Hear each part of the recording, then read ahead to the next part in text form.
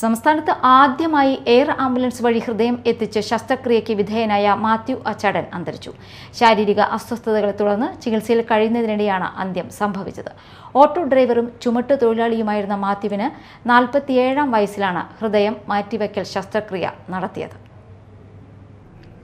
ചാലക്കുടിക്കടുത്ത് പരിയാരം സ്വദേശിയായ മാത്യുവിന് 2015 ജൂലൈ 24-ലാണ് ഹൃദയം മാറ്റിവെക്കൽ ശസ്ത്രക്രിയ നടത്തിയത്. അന്ന് ഹൃദയം എത്തിച്ചത് നാവികസേനയുടെ ഹെലികോപ്റ്ററിലായിരുന്നു. ഹൃദയപേശികൾ ദുർബലമാവുകയും രക്തം പമ്പ് ചെയ്യാനുള്ള ശേഷി കുറയുകയും ചെയ്യുന്ന ഡൈലേറ്റഡ് കാർഡിയോമയോപ്പതി ബാധിച്ചാണ് മാത്യുവിനെ ലിസി ആശുപത്രിയിൽ പ്രവേശിപ്പിച്ചത്. ആഴ്ചകളോളം നീണ്ട പരിശോധനകൾക്കും ചികിത്സയ്ക്കും ശേഷം അവസ്ഥ മാറ്റമില്ലാതെ തുടർന്നതോടെ ഹൃദയം മാറ്റിവെക്കൽ മാത്രമാണ് ഏക പോംവഴിയെന്ന് വ്യക്തമായി. തുടർന്ന് അദ്ദേഹത്തെ കേരള നെറ്റ്വർക്ക് ഫോർ ഓർഗൻ ഷെയറിംഗിന്റെ വെയിറ്റിംഗ് ലിസ്റ്റിൽ ഉൾപ്പെടുത്തി. ഇതിനിടെ തിരുവനന്തപുരത്ത് മസ്തിഷ്കാഘാതം മൂലം മരണം സംഭവിച്ച നീലകണ്ഠ ശർമ്മയുടെ ഹൃദയം മാത്യുവിന് അനുയോജ്യമാണെന്ന് കണ്ടെത്തിയിരുന്നു. എന്നാൽ ഹൃദയം തിരുവനന്തപുരത്ത് നിന്ന് എറണാകുളത്ത് എത്തിക്കുക എന്നതായിരുന്നു വലിയ വെല്ലുവിളി. തുടർന്ന് നാവികസേനയുടെ സഹായം തേടുകയായിരുന്നു. Media time, Chalakudy.